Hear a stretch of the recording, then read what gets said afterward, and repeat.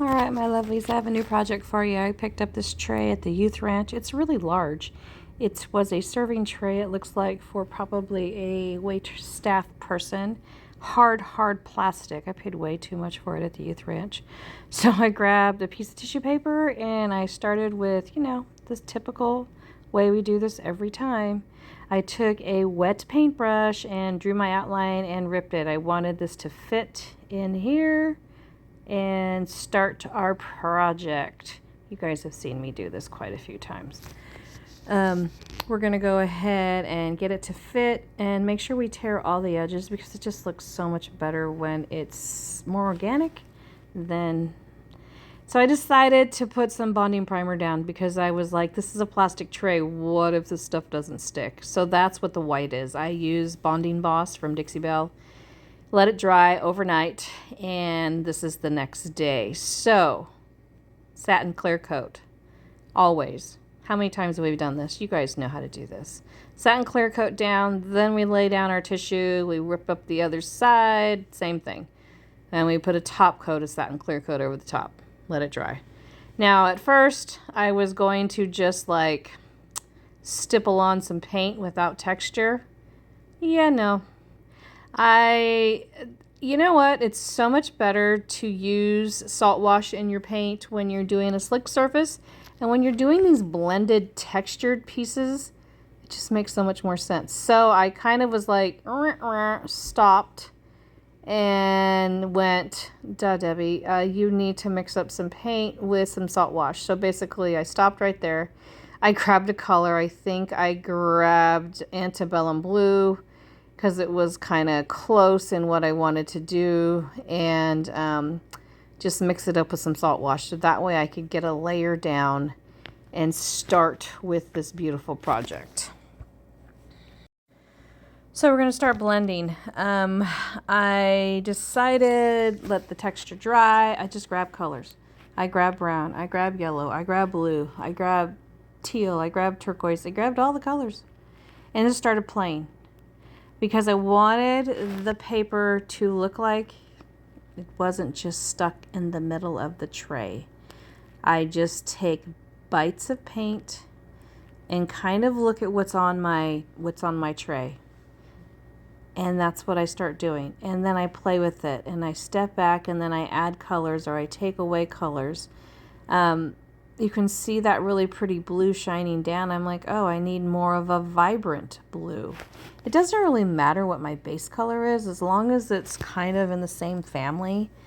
It's just kind of secondary to what we're doing because the little bites of paint over the texture will grab in with that salt wash that I mixed in my paint, and it will suddenly just look like that tissue paper is not just in the middle of the tray. It's funny how it just comes to life. Just remember it's layers and patience and just doing. And if it doesn't look good, stop and do it again. Because eventually it will come together. So sometimes like I put that yellow in there, I was like, I don't think I like that. So then I'll grab another color. I kind of let it dry or blend something else with it, because a lot of times when you're doing this, like you'll add a yellow and it was with a blue and then all of a sudden it's green. Well, there's really not any green on this piece, so it kind of doesn't, make sense to do that type of thing. So I just keep adding colors until I get it right. So in a minute I'm going to grab like a turquoise blue, like a peacock blue, because I thought, oh, I needed like a brighter, like a cobalt blue color. So I couldn't even tell you right now, and watching this back, I did it last week, what colors I grabbed. I know one of them Stella Luna, but it's just because I'm standing there in the moment. That's chocolate from Dixie Belle, that brown, and it was perfect with the brown gold. And you see now I covered up the yellow, so now it doesn't look so green. So just step back sometimes, take your time, take a look, grab some other colors, and just kind of let, figure out what you need to do. And even if those see, I'm like, okay, I need something that goes with this, this, and this. Okay, see, that's how I think. Then I stop and I look at my paint shelf and I'm like, okay, let's grab that. So I went and grabbed like a peacock color, and then all of a sudden it comes together. So don't beat yourself up. Try to use the same colors that's in your paper, and for some reason you don't have the exact colors, which I never do. I will sometimes paint on the paper so that the colors do really coordinate, because if you paint on the paper that will just be the same color that you have, it coordinates all the way around. So it does just eventually work out. I will add a lighter color here in a minute because it's a little dark. You can totally see my line, and I don't want to see the line. I want it to look like that paint is just, that design is just dripping off the edge, right? Dripping down, dripping off, just dripping down the edge. So fun. So then I'm like, okay, grab like vintage duck egg, which is close, but not perfect. But then when you take your brush and you're dabbing, remember these are little tiny bites of paint, not huge globs. They're just little bites of paint. And that's why I'm using my small R14 Klingon brush. If you guys don't have one of these in your paint arsenal, you should get one. I do have them in the store. They are smaller. They're like the 040s that I like, but this is smaller brush, and it's great for these projects when you're just doing the little dots. Everything that I'm doing here is exactly what I do when I do it on a piece of furniture. It is no different. I have done these on cabinet doors. I have done them on furniture. I've done them on windows. It is all the same process. Just remember, the more you do it, the better you get. And dabbing dots of paint, color will eventually come to you, and it will actually make sense. Just try to make it coordinate. It doesn't have to be exact, because you'll see when I'm done, nobody would ever know that that piece of paper didn't cover the whole entire thing. That it didn't just drip down, because look at it, it's starting to come to life, right? It's not the same colors, but they're close. And they, remember the magic word, they coordinate. They don't have to match, they just have to coordinate. Okay, I'm going to let you guys watch me paint for a while, and then I'll come back on. We're going to do a crackle finish with some new product.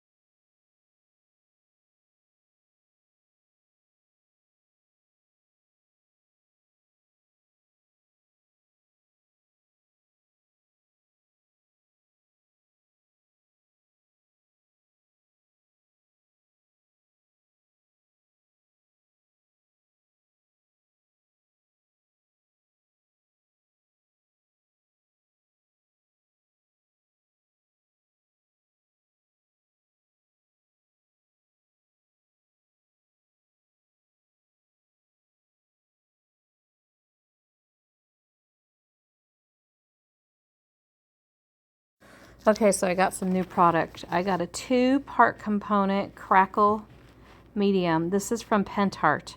I will tell you, this stuff's pretty expensive. I'm going to try to just basically put it down on the part that I decoupaged. So we've painted everything out. Now the picture looks like it's flowing off the tray. And let me tell you, this looks way better in real life. This is a really large tray. I'd say it's like 2 to 3 feet, 2 feet across at least, maybe even bigger. But this is a 2-part crackle medium. This stuff is meant to not be used with paint, but to be used to make old world crackle with a, what do I want to say? A like paste over the top so the cracks show up. So usually crackle is a 1-part thing. You put like a dark color down, you put crackle on, then you put a white or lighter color, then it cracks. This is 2-part component. The first part is like glue. It must go on with a dry brush. It cannot have a brush that's been wet. You put it all on, you let it dry, okay? You don't see anything, it does nothing. Then you grab part 2 and you put it over the top. So you let it dry. You don't force it to dry, you just let it dry. Then you grab part 2, you put it on, same thing, which I've already done this off camera. And then you let it dry.